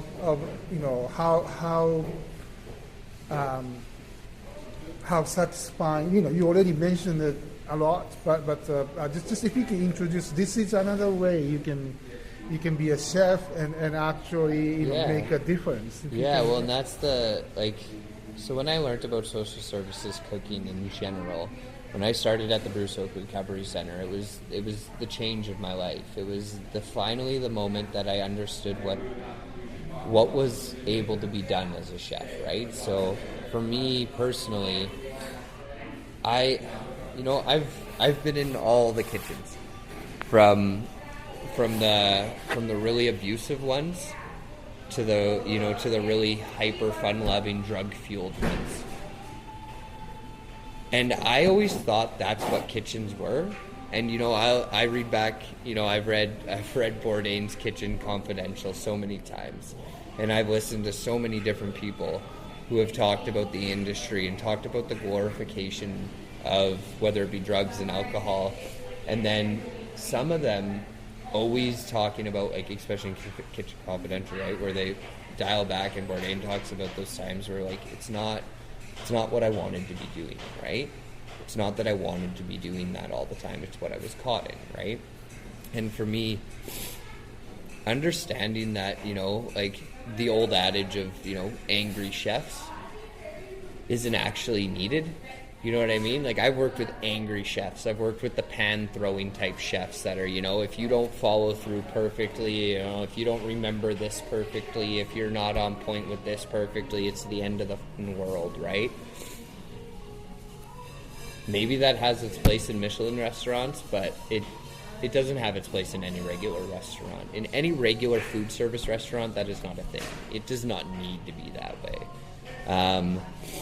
And then you find those other kitchens that are more loose, more fun-loving. The chef's got an alcohol problem or whatever, or maybe he's got a drug problem, and everybody's under the influence at work. Well, to be a recovering addict or to be a recovering alcoholic or any of those types of things, especially because a lot of cooks, chefs in general, we have that addiction background, we have that alcoholism background. So what happens when we get clean and sober and we want to go back to the kitchen, or we go into a kitchen and all of this is happening around us, right? A lot of times the idea of being safe or being sober is stigmatized, right? There's actually a negative stigma to being sober in a kitchen, and I will guarantee that especially in my experience in Winnipeg, 90% of the kitchen, 95% of the kitchens that I've worked in Winnipeg, it is weirder to be sober than it is to be using. During cooking? Like as a chef or as a cook, like it's more stigmatized that I'm sober, that I don't drink, I don't do drugs and stuff like that, than it is that I would do drugs, right? So any kitchen that I've gone into, right, I have that stigma against me because I'm a recovering alcoholic or an addict, right? I have, whether it be coworkers, co-managers, or anything like that, who are like, what do you mean you can't come drink? What do you mean? What do you mean? And I'm saying, no, I'm a recovering alcoholic. I can't drink. If I have a drink, you're not going to see me for 6 months, right? It's like, oh, no, right? Perpetuating the idea of alcoholism and stuff like that. So for me, I run safe, supportive kitchens. Safe, sober, supportive kitchens, right? Like, what people do on their own time is totally up to them. And don't get me wrong, I'm not against whatever anybody wants to do on their own time. But at the same time, if you want to come here and you're sober, you know what I mean? If you're facing alcoholism or addictions, or you're coming out of a recovery house or coming out of second stage housing and you need a job, and what's your background? You've cooked, you know what I mean? If you're a recovering addict who's been a cook before or a chef before, I'm the guy you come talk to. I'm the guy in Winnipeg that you come and see, right? Because we get you in our kitchen where we're safe and sober and supportive, and everybody's in that same mindset, right? Because that stigma of being sober in a kitchen shouldn't exist, right? And then outside of that, the stigma of our industry of having to be, running a mile a minute all the time, having to always be there forever, not having a work-life balance, not taking care of ourselves, right? So I'm sure you've heard of them, like the Burnt Chef Project, right? They're out in the UK and stuff like that. They're huge, and I want to make sure that what we're doing at Community Helpers Unite not only does all that we're doing already, but when it comes to operationally, when it comes to my job as the OCD or the Operational Culinary Director of Community Helpers Unite, is I want to make sure that the culture of my kitchens is what we're serving, right? That culture of our kitchens is kindness, it's dignity, it's respect, it's safe, it's sober, it's supportive. I have people who, I have such an amazing team of employees. I have one guy who's been in and out of, he's worked for me for 1.5 years. He's had a few slips, right? Or he's had a few times, but every time he has the capacity to call me. And he says, "Chef, I fucked up." I'm like, "What happened?" And he's like, "This happened, and this happened, and this happened." And I'm like, "Whoa, all right. Well, let's talk through that, right?" We'll kind of do some damage control conversation. And and from there, he'll be like, he's like, "Obviously, I'm sorry I missed my shift today." And I'm like, "I know." He's like, "And you're going to miss your shift the next 4 days." And he's like, "What do you mean?" And I'm like, "You need to hit a meeting, give yourself 48 hours to clean up, make sure you don't use again, and then you're back on Friday. And I'll adjust your schedule, I'll adjust your shifts, and you'll have your hours for the week." And they're like, "What?" I'm like, "Yeah, man." He's like, "You just need a break." He's like, "You fucked up.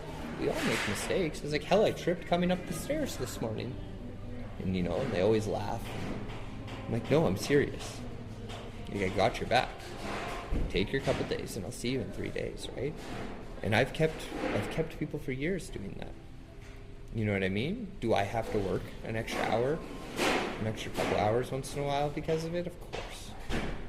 But if there was 10 of me doing that in this city, the amount of safe places for cooks to go and work, especially those that are, coming out of addictions or trauma or any of those types of things, or suffering from mental health disorders or anything, this is the place. And then when it comes to the landscape of being a chef and food recovery, oh my God, this is the best job for any chef. I swear to God. Hands down, best job you could have as a chef is being somebody who gets to recover and upcycle food. Because number one, you're not bound to anything. No menu binds you. No owner binds you. No nothing. What binds you is dietary restrictions, which bind everybody in the world. And it's more, you just have to label what's in your food directly, right?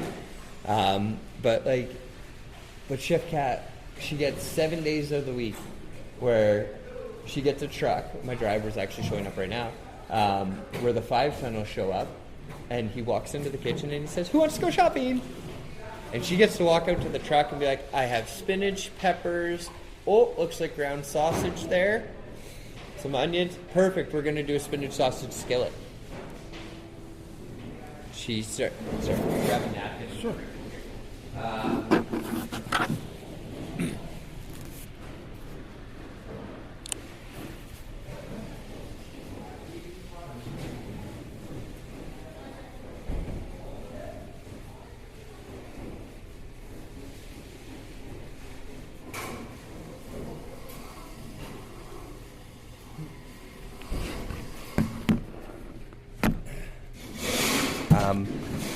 So yeah, we get that ability to kind of like pick and choose and create, right? Or seasonally. I mean, we just went through the whole persimmons phase. Jeez goodness, in the month of September and October and November, the amount of persimmons we get through our company is astronomical. So what I do is we just task everybody with coming up with a recipe. Everybody comes up with a recipe for persimmons. Everybody gets a chance to make something, and then we do it. So if we're making a jelly or a jam, or we're pickling and preserving, whatever the case is, right? So it gives our young cooks, especially some of our young chefs, like, because we work with Tech Voc, we work with RB Russell to take in culinary students and stuff like that, right? So even some of my staff here today are junior CCF members. And I was actually just talking with one of my staff, and they're like, I think out of everything, one day I'd like to be a private chef, but at the same time, working here has kind of screwed that for me because now I don't know what I want to do, right? And I'm like, that's because this is what I think we're meant to do. There's a very certain breed of chef, right? And like chefs they're so unique in the fact that, like, again, the self-love may not always be there, but it's because we're so passionate about others, I think. I know that's what it is for myself. I've always been so passionate about the care of others that sometimes the care of myself comes second. And I have, over my years, learned that you can't do that. You can't pour from an empty glass, so we learned that over time. But that means that, because I've tried cooking. I've tried cooking in for-profit restaurants. I opened the P.F. Chang's over by Polo Park, ran Famous Dave's for 2.5 years, ran Across the Board Game Cafe for 2.5 years. I worked for Canada Inns. I ran a chicken wing restaurant and food truck for 5 years with my buddy. And, each experience was unique and great. But once this happened, this is where it clicked. It's like, this is what chefs... And again, whatever, everybody does their own thing. This is what chefs are meant to do. We're meant to look at food and say, what can we make out of it? And how can we feed a person? And then we do it. And then somewhere along the line, somebody got into the restaurant game. We started selling it, which is fine. Don't get me wrong. I love it. I love the idea. But again, that's where it went, right? So now bringing us back to that home, that root. What are chefs good at? We're good at creating. We're good at creating something from not a lot sometimes, or something from nothing, as some would say. Whoever thought to flavor and compress tomatoes for the first time? Like, you take a tomato slice and now we've turned it into something, right? Well, we can do that on a grander scale, and we can do that with food that's free, or very low cost because it's rescue. And we can turn that into a community meal that we can either give out for free or at very low cost because it's rescued, right? And I think long term, there's always going to be, and I say this to all of my cooks, I don't care if you chase accolade. I don't care if you want to go after Michelin stars. I don't care if you want to run a mom and pop diner, a fucking McDonald's in the end. It's like, no matter what, you're going to be serving food to people. So always remember that when you're serving food to people, that there should always be some sort of, there's got to be something good with that, right? So if you're serving shitty food to people, you got to be doing something on the background community-wise, right? If you're going to run a fast food restaurant, make sure you're donating to the Children's Hospital and make sure you're donating to those places, right? Make sure you're doing something good. You got a lot of high profit there, you're good to go. When you're a mom and pop, make sure you're packing up meals at the end of the day. When you make those big trays of lasagna, when you make those types of things, pack up those little meals at the end of the day. And when those guys are going through your dumpsters at the end of the night, don't fucking shoo them away. That's what used to piss me off. I used to have owners going outside shooing guys away from the dumpster. I'm like, how about you pack them up a meal? You can't take meals out of the line. It's not paid for. Take it out of my staff meal. Fire me. You know what I mean? Canadians, I used to do it all the goddamn time when I used to run the tavern. Sorry. Hey, Junior.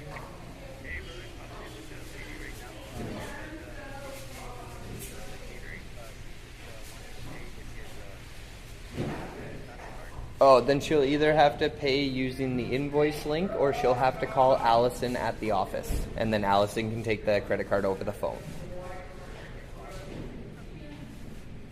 Okay, sounds good. Okay, let me go ahead. Bye. Sorry. Yeah, so it's just like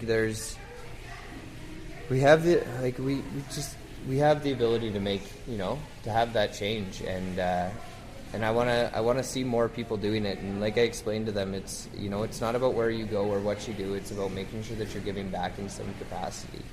And then we have, this is the place for those types of cooks and chefs to come to when they're not understanding why they're not happy, or when they're on their 60th hour that week or their 80th hour that week in my time, and they look back and they're like, oh fuck, what did I do for myself? Or what did I do to make a difference? And you're like, oh shit, no, I didn't. I just cooked a lot of ribs this week. We just did a $186,000 week instead of the usual $80,000 week this week. That's why I'm working so much. You're like, sweet, at least I'll get my bonus this year, I guess. Right? That thinking gets to go away. All of that gets to go away, and you just get to come to work and be like, oh sweet, I get to cook food for the community. And then some days you're like, oh, fuck, I gotta cook a lot of food for the community. Or you get a call and you say, I need you to start cooking for 300 people 3 times a day tomorrow. And I say, yeah, no problem, I'll figure that out for you. Right? And then you get a call the next day and they're like, oh yeah, and another $12.50 3 times a day. Starting tomorrow? Can you do tomorrow? And you're like, short answer, yes. Long answer, no. I need time to build capacity, right?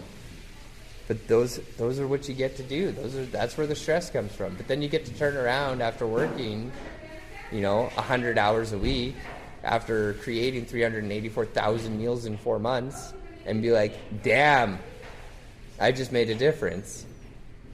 I just made sure 1,250 people that were displaced from their homes, that didn't have anything besides their suitcase, still got that home-cooked meal 3 times a day. You know what I mean? You get to feel good at the end of the day, even on the hard days, even on the hardest days. And when those days are hard, you have a team come around you. Like at Community Helpers Unite, like when I'm having a hard day, I call Brandy. We just hang out and talk. And usually within about 30 minutes, I'm fine. And I can go back to executing. You know what I mean? I don't know one other restaurant that I've worked at over my years that I've ever been able to call my owner or my boss and say, I'm fucking struggling, without them saying, well, it's not that bad. Or, well, you can push through it. Well, the job still needs to get done. Never heard that from Brandy in my life. I've told her I'm struggling. She says, what do you need? Are you okay? You need to go home? You need to take time off? I'm like, no, I think I just need to be angry. So she lets me be angry for 10 minutes. You know what I mean?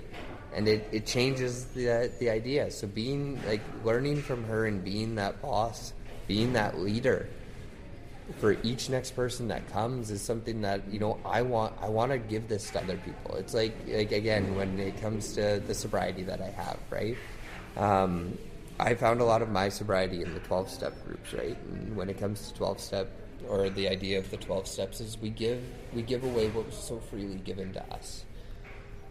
And with that, I don't think that should stop when it comes to what I've been gifted with this company, right? When it comes to what I've been given at Community Helpers Unite, not only in my ability to make a change and make an impact in the community and around me, but to be able to grow and develop humans, to be able to bring in people that otherwise wouldn't get jobs, and to be able to say, like, I got your back, man.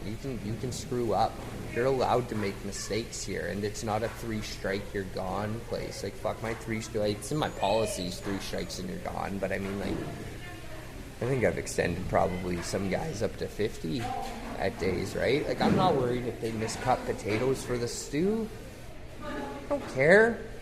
I want to teach them how to cut potatoes. You know what I mean? But if I get 3 pails of miscut potatoes, fuck, I guess I'm making mashed potatoes instead. That's fine. We'll just cut new potatoes. Nobody gets a knife thrown at them. Nobody gets a slap on the wrist. Nobody gets a write-up because they're fucking late. Nobody leaves hungry. You know what I mean? My staff look at me and they say, Chef, I'm struggling. You know the cost of goods. You know, like, this is what I'm dealing with. I'm like, fuck, go to the warehouse. Make sure you take home a hot meal with you every single day and go get a food security bundle from the warehouse. There is no job that gets to do this, and more jobs need to be like this. And they can be. I think that's what blew me away the most. More places can be like this. And it's not that hard.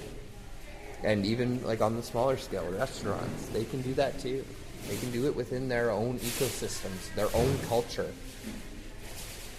I know because I used to do it in my kitchens, in those restaurants. I just didn't used to report it to the fucking owners.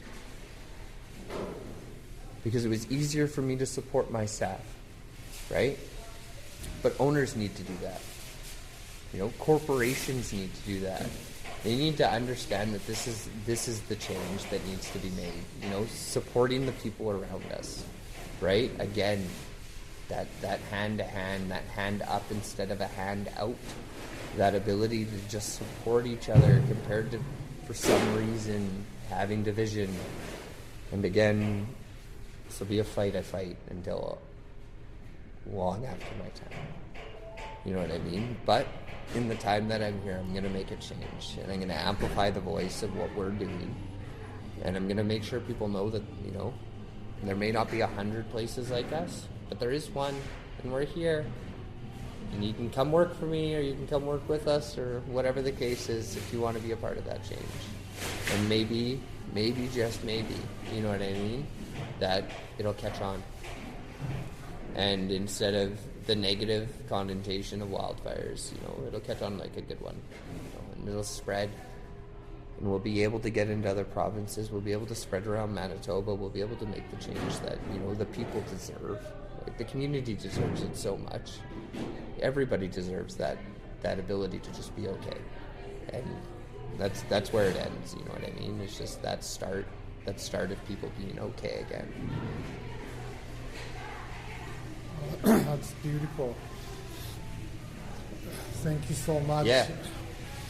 So I think what I'd like to do is I'm going to digest everything you taught me today, and